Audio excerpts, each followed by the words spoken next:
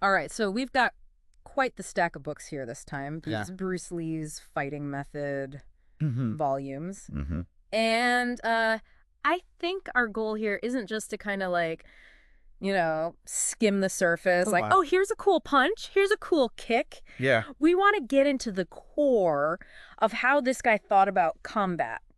I think that's really the essence of it. Yeah. When you look at these books right off the bat, Mm-hmm. you see the dedication to his friends and his students. Right. And then right after that, Yeah. you see the acknowledgement of guys like Joe Bogner, Kenny Santo, Ted Wong, Raymond Huang. These were the guys. These were the guys in his inner circle. Who knew him best. That knew him best. Trained with him. Yeah. Worked on these concepts directly with him. Exactly.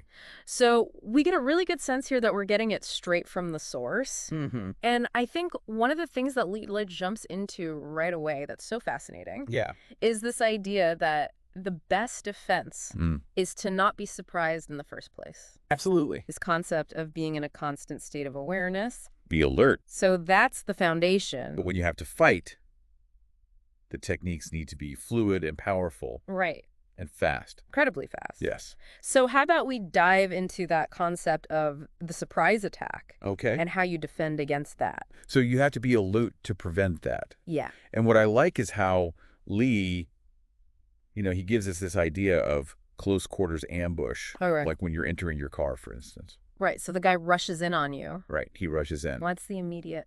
You step back. Oh, really? Step back as you hit his knee with a forward kick. Wow. And then you follow up with a side kick to the back. So you're creating space and immediately attack. You're disrupting his momentum. Yeah. That's the point of that first kick to the knee. Got it. Yeah. And then you follow up. And it goes on from there. Potentially with a chokehold, right? Wow. So it's a layered response. Yes. Now, there's also some really fascinating weapon defenses. Let's say, for example, somebody comes at you with a club. Okay. What's the initial reaction to that? Again. Yeah. You step back just enough to let the club pass you. So it's all about economy of motion. Absolutely. Don't try to meet force with force. Just get out of the way. Avoid it. Yes. Okay, so what comes after you've evaded that initial swing? You retaliate with a side kick to the body. Okay, so again, using that momentum against them. That's the point. Now, one of the things that I think is fascinating here is what happens when you have multiple attackers. Oh, boy. This is like the nightmare scenario for anybody. It is. And Lee acknowledges that it is a significant challenge. Yeah. I mean, you're talking about strength and weight. Yeah. You're talking about combined, And being pinned. You could get pinned. That's one of the things he talks about. So what does he do about this? He says you have to be proficient on your left and right sides. So ambidextrous in a sense. You could say that. For fighting. Yes. He says sometimes you should adopt an unorthodox stance. What does that mean? So if you're right-handed, you might want to fight southpaw sometimes. Oh, okay, so being unpredictable, basically. Be unpredictable, be adaptable. Now, Bruce Lee's fighting method places a huge emphasis on physical conditioning. It does. This fighting man exercise that he talks about. Mm-hmm. So it's not just about knowing the moves, it's about having the right body for it. Well, he says that the right attitude is important and fortitude is important.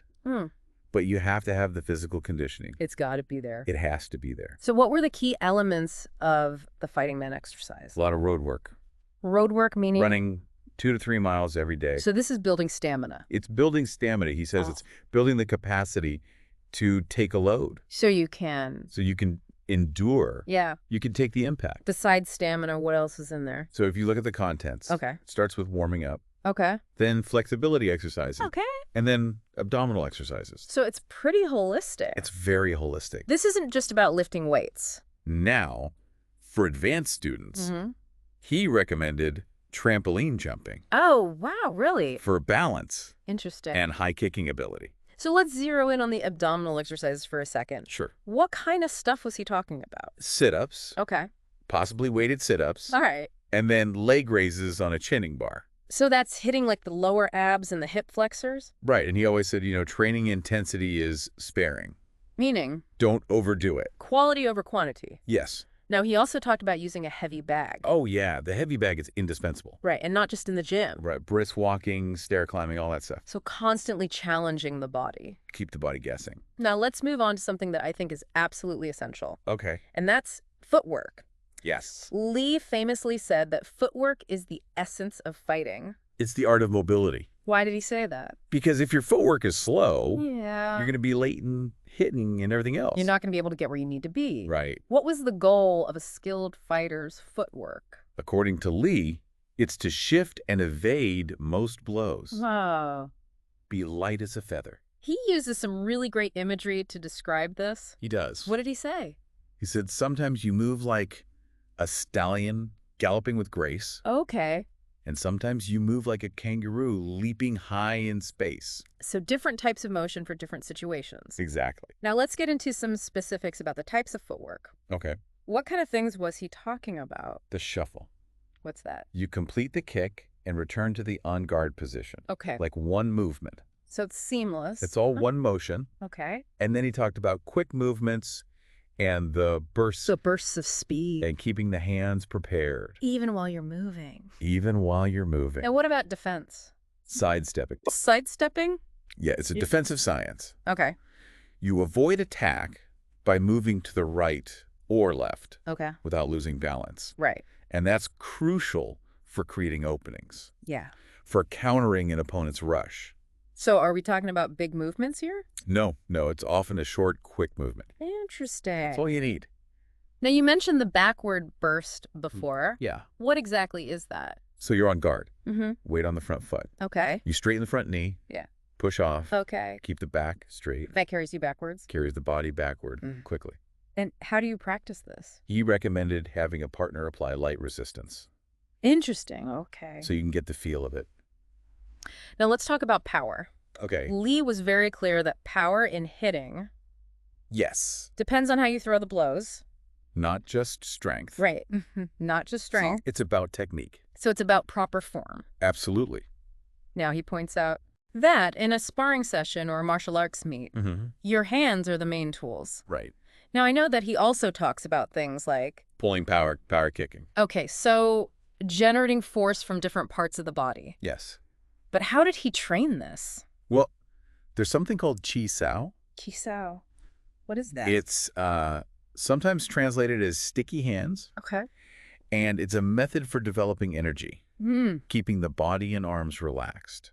So it's not about tension. It's not about being tense. It's it's a rolling motion. Okay. And you're very sensitive to the partner's energy. Now, he also talked about the heavy bag again. Right. And practicing hitting different feelings on impact. Yes. As well as hitting different targets, high, low, middle. Absolutely.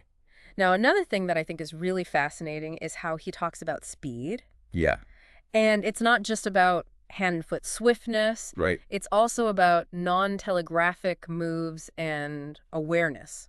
Speed in fighting is to hit without being hit. And he says it requires hours of practice. Right. And complete physical fitness. So it's about being in shape. Yes. So you can react quickly. Absolutely. Now, what are some of the specifics he gets into about speed training? Speed in punching. Okay.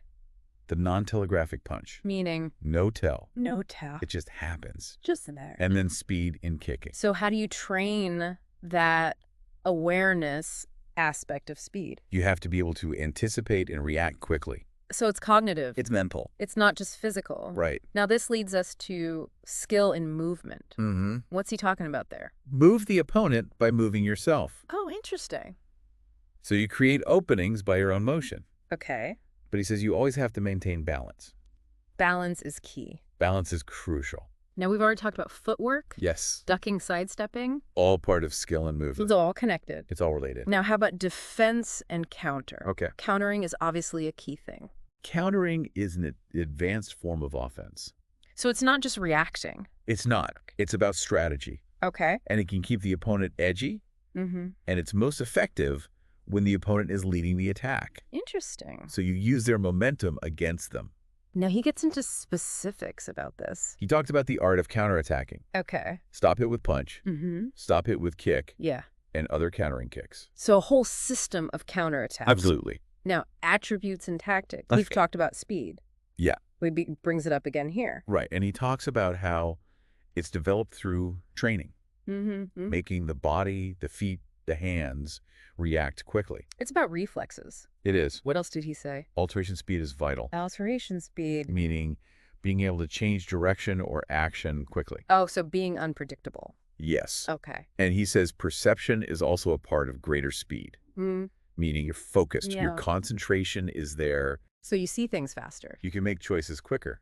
Now, what about attitude? You got to have the right attitude. What's the right attitude? It's a winning attitude. Okay. You're self-confident, but relaxed. So it's not about being tense. No. You're focused, but relaxed. Interesting. He also talked about the difference between mechanical and intelligent fighters. What does that mean? So some fighters just do what they've been taught. They're robotic. They're robotic. Okay. Other fighters can adapt and improvise. So thinking on your feet. Exactly. And then he stresses preparation and execution. So it's not enough to just know the moves? You have to be able to apply them. Okay, now sparring is a big part of this. Sparring is essential. What did he say about it? He said it's for learning to hit with rhythm. Perfect timing. Learning to receive blows. And you can get discouraged during sparring. You can. But it's necessary. It's absolutely necessary. Why? He said, until you've done it for real. You don't really understand fighting. Okay. He compared it to learning to swim. Okay. You got to get in the water. You can't just read about it. You can't just read about it. Now, what are some of the things that he specifically said to focus on during sparring? Maintaining your stance. Okay. Avoiding bad habits. Right. Fainting.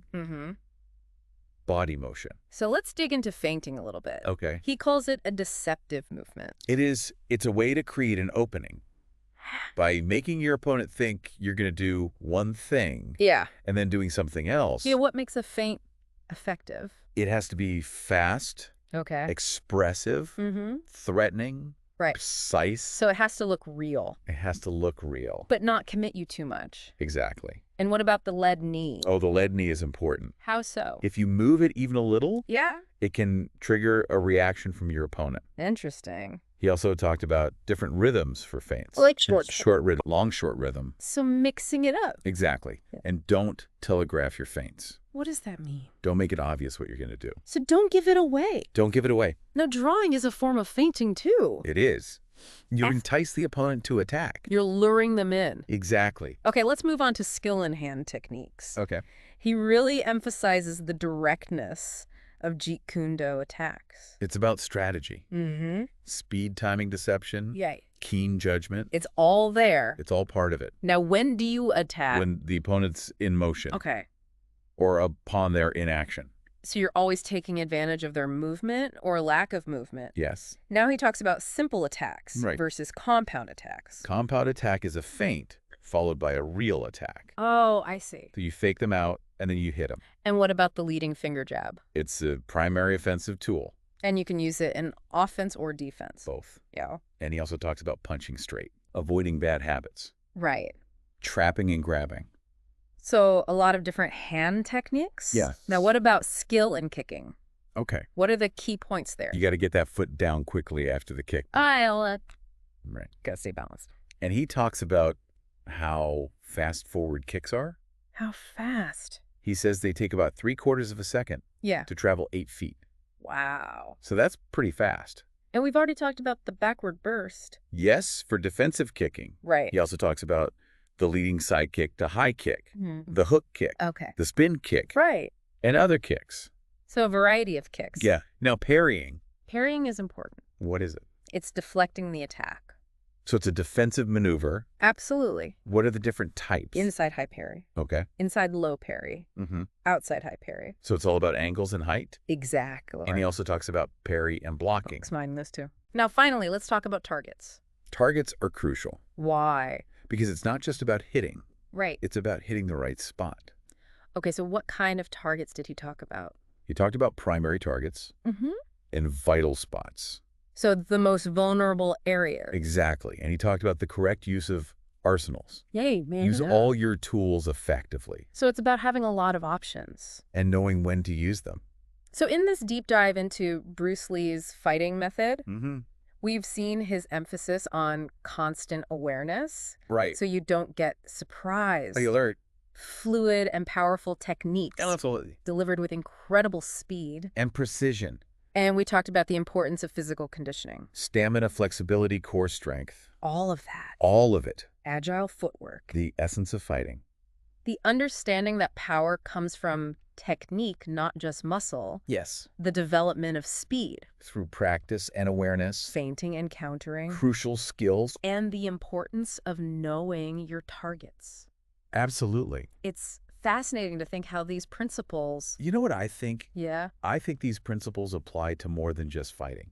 That's a really good point. I think they apply to life in general.